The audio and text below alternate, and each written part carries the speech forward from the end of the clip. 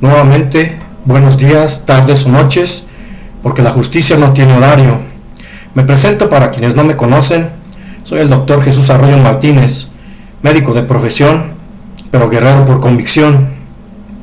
Abandoné mi carrera de Derecho en quinto semestre cuando el sistema me obligó a elegir seguir estudiando leyes o vivirlas para buscar justicia para mi única hermana. Elegí la trinchera. Hoy, con bisturí en una mano y expedientes en la otra, les traigo verdades que duelen, análisis que liberan y batallas que nos unen. ¿Listos para no callar más? En este video expongo que, cuando interpuse la querella en la Fiscalía General de la República, esta última solicitó a la Fiscalía Regional de Justicia Región B de Irapuato, Guanajuato, todas las investigaciones realizadas.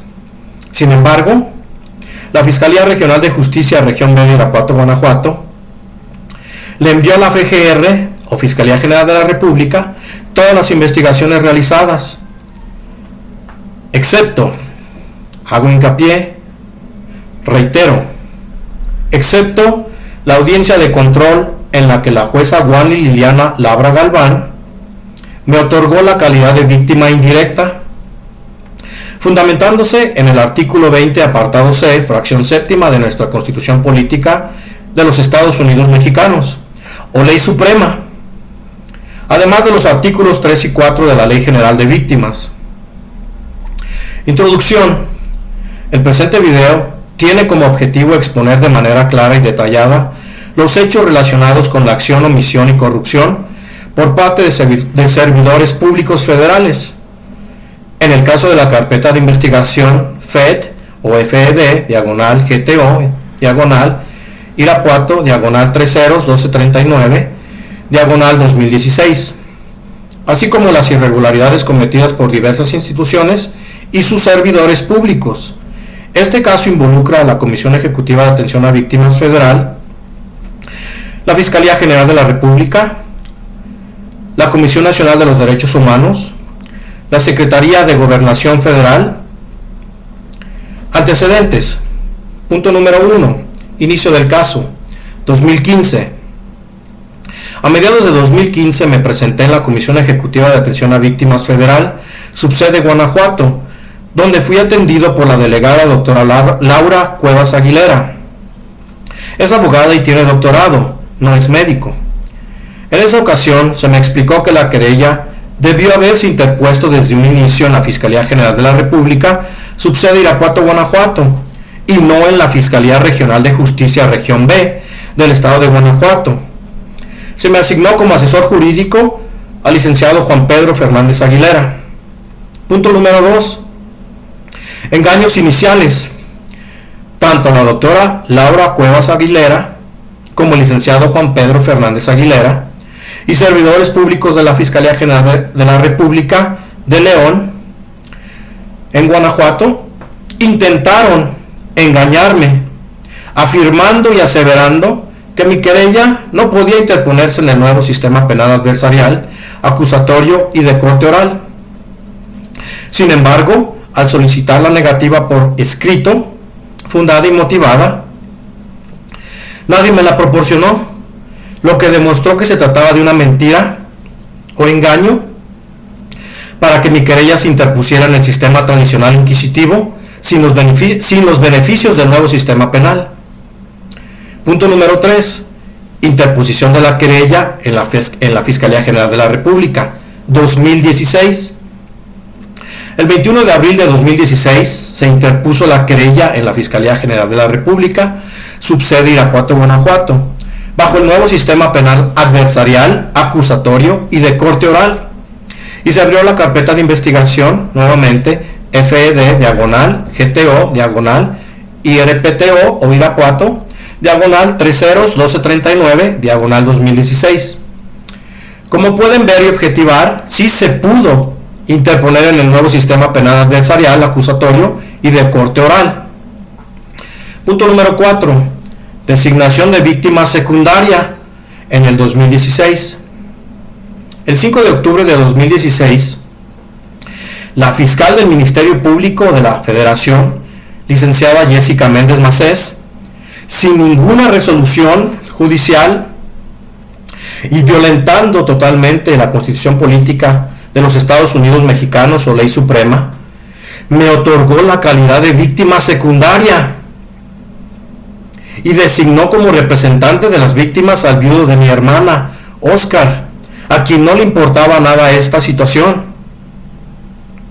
Eso implicó que, en lo sucesivo, todas las notificaciones, acuerdos y determinaciones de la carpeta de investigación se dirigieran a este último, excluyéndome de todos los acuerdos, notificaciones, el no ejercicio de la acción penal y su impugnación, a pesar de que cuento con la calidad de víctima indirecta y estoy protegido por el artículo 20 constitucional, apartado C, fracción séptima, que establece que la Constitución está por encima de cualquier ocurrencia de los fiscales del Ministerio Público y leyes secundarias que no la respeten o vayan en su contra, así como por los artículos 3 y 4 de la Ley General de Víctimas.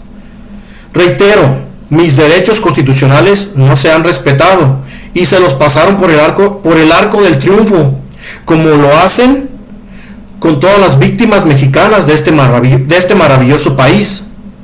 Punto número 5.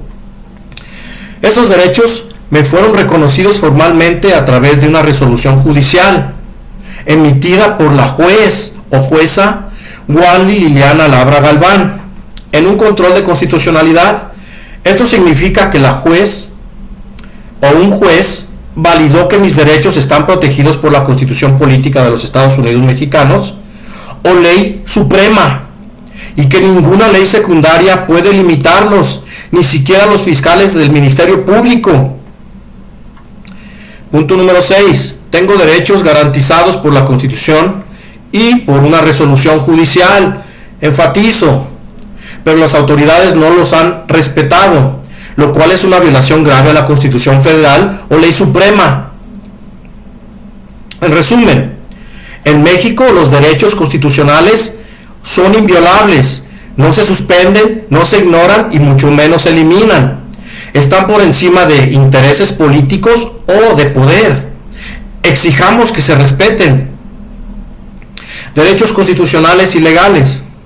El artículo 20 constitucional, apartado C, fracción séptima, junto con los artículos 3 y 4 de la Ley General de Víctimas, no me limitan de ninguna manera para recibir notificaciones, acuerdos, determinaciones o cualquier otra información relacionada con mi caso.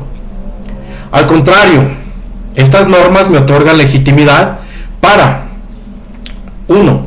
Buscar el esclarecimiento de los hechos, tener acceso a toda la información necesaria para entender lo que sucedió. 2. Procuración de justicia, participar activamente en el proceso para que se haga justicia. 3. Impugnar el no ejercicio de la acción penal, es decir, contar con el derecho de recurrir o cuestionar decisiones como la de no ejercer acción penal. 4. En resumen, estas leyes me protegen y me dan derechos, no me los quitan. Por lo tanto, debo ser notificado de todo lo relacionado con mi caso y tener la oportunidad de participar en el proceso para garantizar que se respete la justicia y la verdad. Acción, omisión y corrupción de servidores públicos. A continuación detallo los actos de acción, omisión y corrupción cometidos por servidores públicos federales. Punto número 1. Omisión de la Comisión Ejecutiva de Atención a Víctimas Federal, subsede Guanajuato. La Comisión Ejecutiva de Atención a Víctimas Federal, subsede Guanajuato, y sus servidores públicos tenían la obligación legal de apoyarme en la interposición de recursos legales como un juicio de amparo indirecto en contra de los actos de corrupción de la Fiscalía General de la República. Sin embargo, no me brindaron dicho apoyo, violando mi legitimación y derechos como víctima indirecta, otorgados por parte de una juez o juez a través de una resolución judicial en un control de constitucionalidad. 2. Violación del artículo 20 constitucional. La licenciada Jessica Méndez Macés, fiscal del Ministerio Público de la FGR, probablemente utilizó una ley secundaria para designar al viudo de mi hermana como representante de las víctimas, pisoteando y violentando el artículo 20 constitucional, apartado C, fracción séptima, y los artículos 3 y 4 de la Ley General de Víctimas, que protegen los derechos de todas las víctimas, incluyendo familiares cercanos, y no los limita para obtener justicia. 3. Falta de apoyo de la Comisión Ejecutiva de Atención a Víctimas Federal y Secretaría de Gobernación. Me reuní con el maestro Nicolás Bellicia Boaf, titular de la Unidad de Política Interior y Análisis de Información de la Secretaría de Gobernación, y hablé por llamada telefónica con el licenciado Adán Augusto López Hernández, entonces secretario de Gobernación. A pesar de las promesas de apoyo, nunca se materializaron y solo quedó en promesas. Es importante señalar que la Comisión Ejecutiva de Atención a Víctimas Federal está bajo la jurisdicción de la Secretaría de Gobernación. Por ello, el licenciado Adán Augusto López Hernández, como titular de dicha secretaría, tenía la facultad y la obligación de gestionar el apoyo de la Comisión Ejecutiva de Atención a Víctimas Federal para impugnar la designación irregular y corrupta de víctima secundaria, promover un juicio de amparo indirecto contra las violaciones constitucionales cometidas por la fiscal del Ministerio Público de la Fiscalía General de la República, licenciada Jessica Méndez Macés, quien ignoró una resolución judicial y violó derechos fundamentales y garantías constitucionales o garantías individuales constitucionales. La Comisión Ejecutiva de Atención a Víctimas existe precisamente para proteger a las víctimas, no para ser cómplice de la impunidad. ¿Qué son los derechos fundamentales y las garantías individuales? Consagrados en la Constitución Política de los Estados Unidos Mexicanos o Ley Suprema. Derechos fundamentales, tales como el derecho a la vida, el derecho a la justicia, el derecho a la salud, el derecho a la protección, el derecho a la seguridad, el derecho a la vivienda, etc. Y las garantías individuales son instrumentos procesales de tutela judicial para proteger los derechos fundamentales y humanos por medio de apelaciones, impugnaciones, controles de constitucionalidad por jueces, juicio de amparo directo o indirecto, denuncias penales, querellas, demandas civiles, orientación y apoyo por parte de las comisiones estatales y nacional de los derechos humanos, orientación y apoyo por parte de las comisiones estatales y federal de atención a víctimas, etc. 4.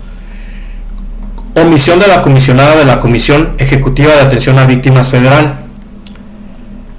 La licenciada Marta Yuridia Rodríguez Estrada, comisionada y titular de la Comisión Ejecutiva de Atención a Víctimas Federal, tenía conocimiento de toda la injusticia y corrupción vividas por un servidor, pero no tomó ninguna acción para recibirme y mucho menos apoyarme.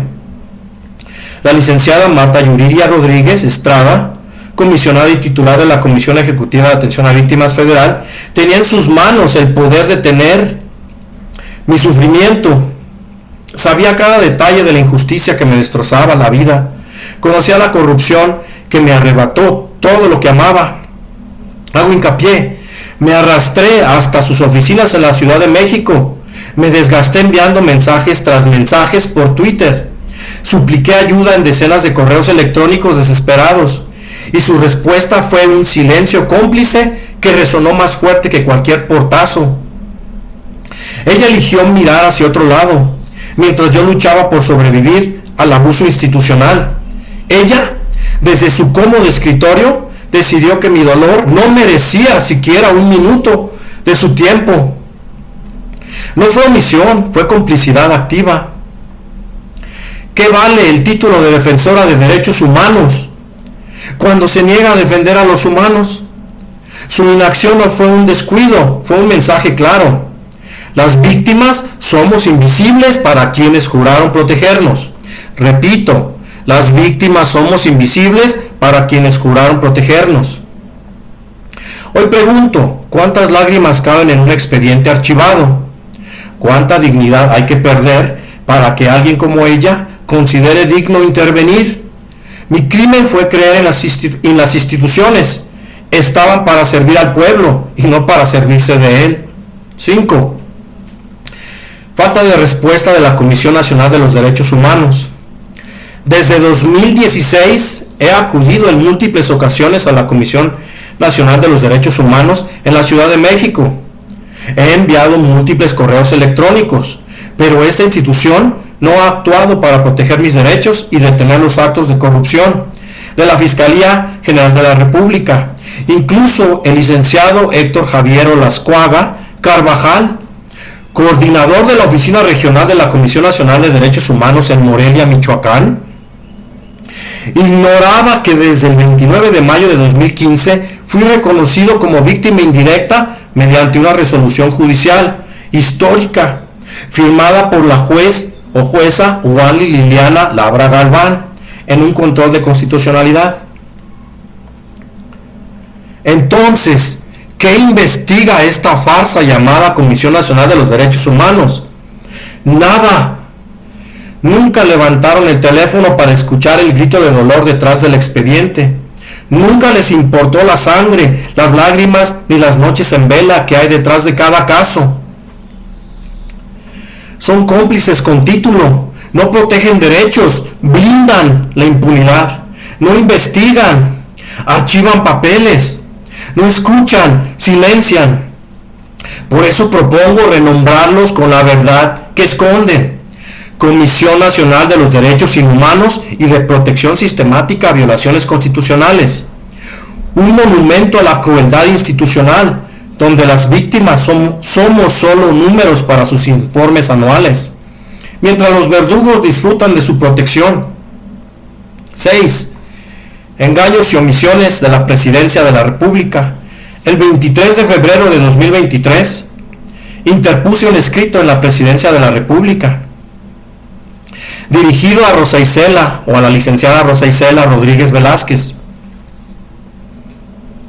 solicitando apoyo para interponer recursos legales por medio de su equipo multidisciplinario de abogados, con el que había conseguido la liberación de varias víctimas encarceladas de manera injusta y a través de la fabricación de delitos. Aunque se me prometió ayuda, nunca se concretó ni se ha concretado nada en la fecha. 7. Omisión de la Secretaría de Seguridad y Protección Ciudadana. El licenciado Roberto Ramos, de las Mesas para la Construcción de la Paz en el estado de Guanajuato, prometió ayudarme desde el 13 de marzo de 2023, cuando me contactó vía WhatsApp y por llamada telefónica, pero no cumplió el licenciado Roberto Ramos. No construyó paz, solo sembró falsas esperanzas. El 13 de marzo de 2023, su voz al otro lado del teléfono sonó como un salvavidas. Cuente conmigo, dijo, vamos a ayudarle, prometió. Y yo, en medio del dolor, creí.